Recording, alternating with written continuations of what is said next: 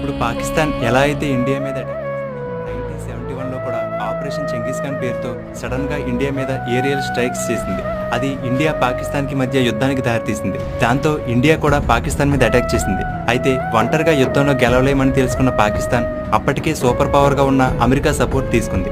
అంతేకాదు China, England, France, Jordan, Arab countries, Indonesia ఈ దేశాలన్నీ కూడా పాకిస్తాన్ కి సపోర్ట్ గా వచ్చాయి. అమెరికా, యూకే దేశాలైతే తమ యుద్ధ నౌకలతో ఇండియాను చుట్టుముట్టి ఇండియాని ఓటమిని ఒప్పుకోమని హెచ్చరించాయి. అలా దాదాపుగా ప్రపంచంలో సగం దేశాలు ఇండియాకి వ్యతిరేకంగా ఉన్నప్పుడు ఒకే ఒక్క దేశం ఇండియా వైపు నిలబడింది. అదే రష్యా. రష్యా తన army, fighter jets, submarines, nuclear weapons ఇలా అన్నిటిని ఇండియాకి సపోర్ట్ గా పంపింది. అంతేకాదు ఎవరైనా ఇండియా మీద అటాక్ చేస్తే అది రష్యా మీద అటాక్ చేసినట్టేనని ప్రపంచ దేశాలకు స్ట్రాంగ్ వార్నింగ్ కూడా ఇచ్చి భారత్ కోసం ప్రపంచ దేశాలను ఎదిరించి నిలబడింది రష్యా. చివరికి ఆ యుద్ధంలో ఇండియాని గెలిచింది. అందుకే అప్పటికి ఇప్పటికీ కూడా ఇండియాకి రష్యాకి మధ్య ఉన్న ఫ్రెండ్షిప్